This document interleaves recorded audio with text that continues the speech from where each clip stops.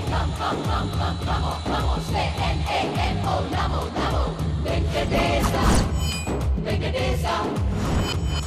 Hey, come on, say N-A-M-O, Namo, Namo, Venkatesa, Venkatesa.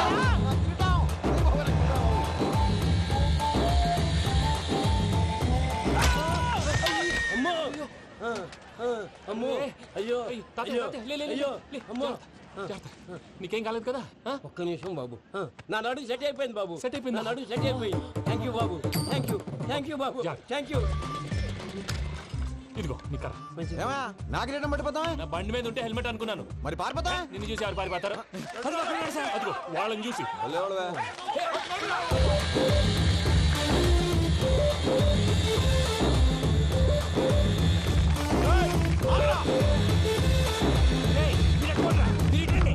నేను దూకేస్తాను, నేను రాను. నీకు నచ్చిన అబ్బాయి నుంచే పెళ్లి చేస్తాను, కిందకి రారా. ఇప్పుడు ఇలాగంటారు, కిందకి వచ్చాక మాట మారుస్తారు. నేను దూకేస్తాను, వద్దు నాన్న, వద్దు. నేను దూకేస్తాను. బాబు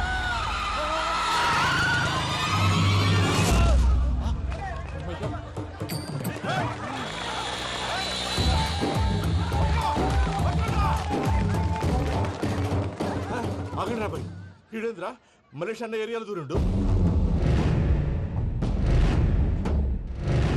ఏం రసోడా మా ఎంకన్న ఎమ్మడబడుతుంది. వాడేం చేసిండో ఎరకేనా అన్న? ఈ రోజు మన సోడా సాంబయ్య గారు ఎమ్మెల్యేగా పోటీ చేస్తున్నారంటే అది మనందరికీ గర్వకారణం. సోడా కొట్లో కూర్చున్న ఆయన్ని తీసుకెళ్లి అసెంబ్లీలో కూర్చోబెట్టాల్సిన బాధ్యత మనందరి మీద ఉంది. సారీ సార్, ఎక్కడ రావాడు? అదే నేను చూస్తున్నాను సార్. అదిగో వచ్చేసాడు సార్. టైం అయిపోయింది. రాబాయ్ బాబు. అరే ఏం భయ్ అంత లేట్ చేసినావు? మోపే ట్రబుల్ ఇచ్చింది, అందుకే లేట్ అయింది. ఇగో చూడు, ఊకి అపోజిషన్ తిట్టుడే కాదు, నన్ను కూడా ఎలివేట్ చేయాలి అంటే పొగడాలి. మా పనే అది. కాకపోతే నాకు రాజకీయాలు తెలియవు. అవును సార్, అందుకే మీరు పాయింట్లన్నీ పేపర్ మీద పెట్టించారు అనుకో, అన్న షూర్ అయిపోతాడు. ఆల్రెడీ మీ అపోజిషన్ లిస్ట్ కూడా మాకు వచ్చింది. అట్టనా? అరే ఇచ్చేయి, మన ఫైల్ కూడా ఇచ్చేయి. అలాగే సార్. చల్ షురూ కర్. మీరు అలా కూర్చోండి. అన్న మూర్తి గారి దగ్గర పోయి నీ యూరో ప్రోగ్రామ్ తో కనుక్కొని వస్తా. ఇది అయిపోగానే డైరెక్ట్ గా మీటింగ్ వచ్చేసాయన్న. లిస్ట్ ఇవ్వు. యదమ్మతి మరిపో నువ్వు. వస్తా అన్న. ఏయ్, వాడు మన పేరు తిన్నప్పుడల్లా మీరు చప్పట్లు కొట్టాలి. గది చూసి కిందున్న మనోళ్ళు ఫాలో అయిపోతారు. అందరికీ నమస్కారం.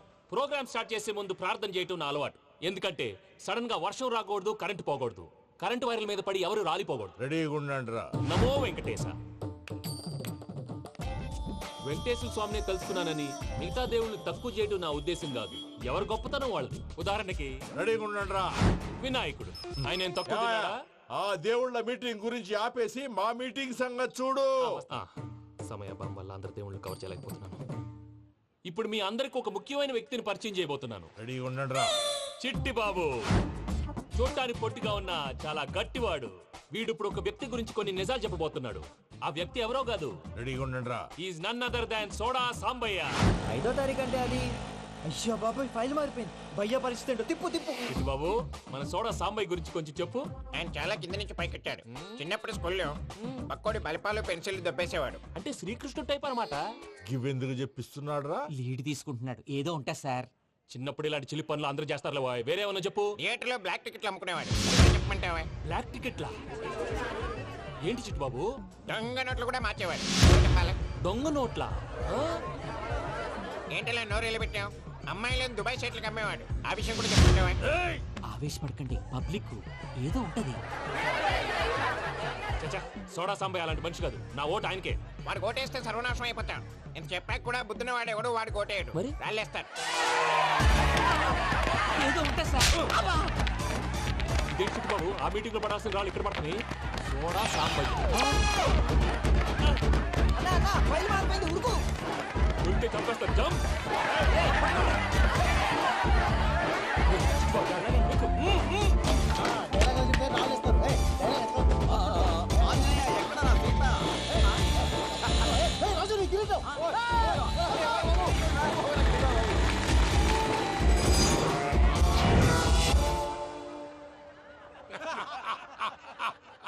టోటల్ గా సోడా గ్యాస్ తీసేసిండు అన్నమాట. అరే ఇజ్జత్ పోయి మేము ఏడుస్తా ఉంటే గట్లా నవ్వుతారేమనా? మా ఎంకన్నంటే ఎవడనుకున్నావురా? సాక్షాత్తు ఎంకట రమణమూర్తి. మరిగా సామె మా ఎంకరతోని నిజం చెప్పించిండు. అరే ఏమన్నా లాజిక్ మాట్లాడుతున్నావు? అరే అదగాడిని అప్పగించు, లేదంటే గాడిని ఎలా తీసుకెళ్లాలో మాకెరకనే. అయిపోయిండ్రా కథ. ఏంద్రా ఎంకరం తీసుకోపోతావు ఆ తోలుకోపోతావే నా ఎంకరం తోలుకోపోతావు అరే కాబోయే ఎమ్మెల్యే పోతావు అరే నువ్వు ఎమ్మెల్యే అయితే నాకేంది బే నడు బే నడు నా ఎంకరం అరే వాడు ఇద్దరు తీసుకున్నాక ఇచ్చతా నీకు ఇచ్చదేంద్రా పట్టే బాస్ నీ లంగమని ఎవరు ఊరుకో పెద్దమ్మా, ఇందులో ఆయన తప్పే ఉంది. బోల్ డబ్బులు పెట్టి మీటింగ్ పెట్టాడు, అది నా వల్ల అప్సెట్ అయింది, అందుకే నా వెంట పడ్డారు. మీరు ఉండండి, అంతే అంతే, నువ్వు వెళ్ళండి వెళ్ళండి. వస్తానన్న అన్న మలేషియా వస్తానన్న. అక్క నేను బీపీ తగ్గించుకోరా నీ ఆరోగ్యం గురించి చెప్తున్నాను అక్క. మీరు వెళ్ళండి సార్. పెద్దమ్మా అతను చెప్పింది నిజమే, నువ్వు కొంచెం బీపీ తగ్గించుకోవాలి. గట్లనే తక్కువ చేసుకుంటా. ఏంది భయ నారాయణ ఊరుకూరుకొని రమ్మంటివి? మన ఎంకరకి పెళ్లి గిట్లు ఏమైనా సెటిల్ అయిందా? వీడికి ఇంకా పెళ్లి అవ్వదన్నా, అందుకే మేము ఇద్దరం కలిసి పుణ్యక్షేత్రాలకు పోదాం అనుకుంటున్నాం. ఆ విషయం నీతో చెబుదామని. ఏం మాటలు బాబాయ్? లేకపోతే ఏంట్రా, మీ నాన్న పోతూ పోతూ నిన్ను నా చేతిలో పెట్టిపోయాడు. ఇప్పుడు ఆ బాధ్యత పెద్ద బరువు అయిపోయింది. అరే ఇప్పుడు ఏమైందని ఎంకన్నను బంగారం లెక్క పెంచితివి. పెంచితే సరిపోతుందా? వీడికి 20 సంవత్సరాల వయసు వచ్చినప్పటి నుంచి సంబంధాలు చూస్తున్నాం. మొదట్లో వర్షాకాలంలో వర్షాలలాగా విపరీతంగా వచ్చాయి, తర్వాత ఎండాకాలంలో వర్షంలాగా అప్పుడప్పుడు వచ్చాయి. ఇప్పుడు కరువు వచ్చినట్టు అసలు రావడమే మానేసి. బాబాయ్ జీవితం తోట లాంటిది, అందులో మనం తోటకూర లాంటి వాళ్ళం. తోటకూరతో పప్పు చేసుకోవచ్చు, వేపుడు చేసుకోవచ్చు, అంతేగాని రసం సాంబార్ చేసుకోలేం కదా. సంబంధం గురించి మాట్లాడుతుంటే సంబంధం లేకుండా మాట్లాడతావేంట్రా? సంబంధం ఉంది పిన్ని, నా డ్రీమ్ గర్ల్ కనిపించే వరకు పెళ్లి చేసుకోవాలని చెప్పాను కదా. నా చిన్నప్పటి నుంచి ఏ మాట చెబుతున్నాడు. ఆ డ్రీమ్ గర్ల్ ఎక్కడుందో ఎలా తెలుస్తుంది? నాకు తెలుస్తుంది.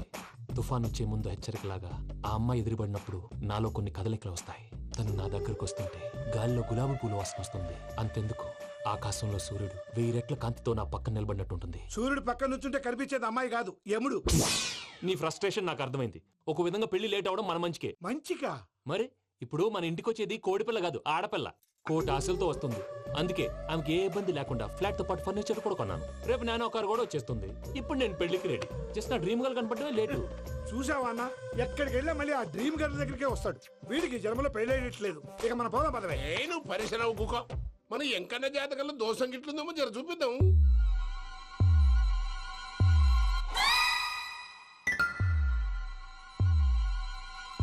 ఏంది పంతులు గంట సంధి అద్దం పెట్టి ఓ చూస్తాంటివి? చూడటం లేదు మల్లేష్, వెతుకుతున్నాను. బాబు చెప్పిన డేట్ ఆఫ్ బర్త్ కి జాతకానికి ఎక్కడ మ్యాచ్ కావట్లేదు. అర్థమైంది. డేట్ ఆఫ్ బర్త్ ఏం చెప్పావురా? December 13th. ఏ సంవత్సరం?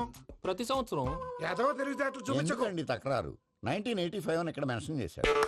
బాబు ఏంటి అలా కొట్టుకుంటున్నాడు? అబద్ధం చెప్పినప్పుడల్లా అలా కొట్టుకుంటాడండి. నిజం చెప్తే నేను ఎవరైనా కొడతారా? Why are you wasting my time? అసలు విషయం నేను చెప్తాను పంతులు గారు. మీరు ఆగండి, నేను చెప్తాను. ఏంటి అప్పుడు పుట్టావా? అప్పుడు పుట్టకూడదండి. ఎప్పుడైనా పుట్టొచ్చు. ఈ డేట్ అయినా కరెక్టేనా? నేను అబద్ధం ఎప్పుడు ఒకసారి చెప్తాను. ఓహో, అదొకటి ఉందన్నమాట. ఎప్పుడు సెట్ అయింది? అయితే నా డ్రీమ్ గర్ల్ తో మ్యాచ్ సెట్ అయిపోద్దా? గ్రహాలన్నీ ధర్నా చేసినట్టు ఒకే రూమ్ లో ఉండిపోయినాయి. క్లమ్జీగా ఉంది. పోనీ డేట్ ఇంకోసారి చెప్పంటారా? నో నీడ్ మా. అయితే పెళ్ళప్పుడు చెప్పండి. పోలవరం ప్రాజెక్ట్ లాగే నీ జాతకంలో కూడా క్లారిటీ లేదు రాజా. పలాసా గారు, మీకు చూడటం రాదని చెప్పండి, అంతేగాని మిడిమిడి జ్ఞానంతో జాతకం చెప్పి ఓ పసివాడి జీవితంతో ఆడుకోవద్దు. బాబుకి ఆవేశం ఎక్కువ. పసివాడు అని పెద్ద పెద్ద పదాలు వాడుతున్నాడు. నన్నే శంకిస్తున్నాడు మల్లేష్. ఏలే జర పరిశ్రమలో ఉండి అట్లా మాట్లాడతాండు. నువ్వే మంచి మనసు చేసుకుని ఇష్టం ఎందుకు చెప్పరాదు? దాన్నే ఉందిలేరా మళ్ళీ. బాబుకు త్వరలో విదేశీయానం ఉంది. ఇది కరెక్ట్ గా చెప్పారు. నీకు దైవభక్తి కూడా ఎక్కువ. ఇది కరెక్టే. ఇవన్నీ ఎంత కరెక్టో నీ పెళ్లిలో ఉన్న సస్పెన్స్ కూడా అంతే కరెక్ట్. మరి సస్పెన్స్ క్లియర్ అవడానికి ఏం చేయాలి? ఈ టైప్ సిచ్యువేషన్స్ లోనే నేను గవ్వలు నమ్ముకున్నాను. నేను మిమ్మల్ని నమ్ముకున్నాను. ఈ గవ్వలు నేను బాగా కలిపి వేస్తాను. అన్ని బోర్లా పడితే నీ పెళ్లి అవుతుంది, తిరగబడితే నీ పెళ్లి అవదు. సగం అటు సగం ఇటు పడితే ఎటు కాకుండా పోతాం. ఏంట్రా మళ్ళీ ఇది? దేనికైనా లిమిట్ ఉంటుంది కదా. నోటుకొచ్చి వేస్తానమ్మా.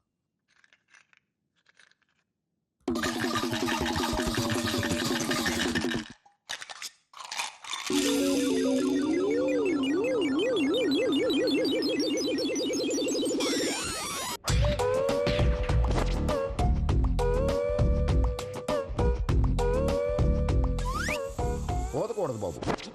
జాతకం మనం రాయకూడదు, ఉన్నది చదువుకోవాలి. దీని అర్థమైంది పంతులు గారు. మీవాడు కూడా ఈ గవ్వలాగే ఒంటరిగా మిగిలిపోవచ్చు. అలాంటి మాటలు అనొద్దు పంతులు గారు, ఇంకోసారి ట్రై చేయండి. తప్పు బాబు. సృష్టికి విరుద్ధంగా ఏ పని చేయకూడదు. అది కాదు, ఇంతకు మీరు సరిగ్గా కలపలేదు. ఏం పెద్దమ్మా? పిల్లగాడు చెప్తున్నాడు కదా, ఇంకో పాలంటే ఆవేశపడకండమ్మా, అలాగే వేద్దాం. ఏముంది ఇందులో? ఒకసారి పడుతుంది వేస్తున్నాడు.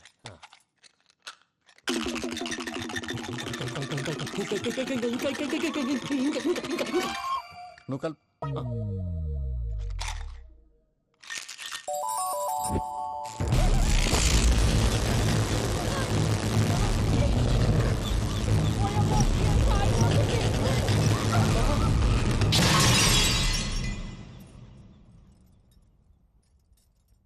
చూసావా ప్రకృతి విరుద్ధమైన పనులు చేస్తే ఎలాంటి ఫలితాలు వస్తాయో? దానికి దీనికి సంబంధం ఏంటండి? నిజానికి జాతకం వల్ల లైట్లు పేలకూడదు. ఇల్లు పేలిపోవాలా? పత్రికారు ఇప్పుడు ఏం చేద్దాం? ఒక్క ఫోటో తీసుకుందాం. నువ్వు కూర్చోమ్మా, గవ్వ కాంబినేషన్ కావాలి. ఎందుకండి? గవ్వ నిలబడడం ఎవరైనా చూసావా? పాలపంత వచ్చినప్పుడు వింత అనుకున్నాం, ఇది అంతకంటే పెద్ద వింత. Photo gent face. ఇంక నువ్వు లేవచ్చు రమణ. త్వరలోనే ప్రపంచం అంతమైపోతుందని టీవీ 9లో చెప్తే నమ్మలేదు. ఈ పరిణామాలన్నీ చూస్తుంటే నమ్మాల్సి వస్తుంది వెంకటరమణ. ఈ జాతకుడికి పెళ్ళంటూ జరిగితే ఒక నెలలో జరిగిపోవాలి, లేకపోతే జీవితంలో పెళ్లి యోగం లేదు. ఇంకోటి ఉందమ్మా, త్వరలో నీకు రాహుగ్రహ ప్రభావితుడైన ఒక కేతువుగాడు పరిచయం అవుతాడు.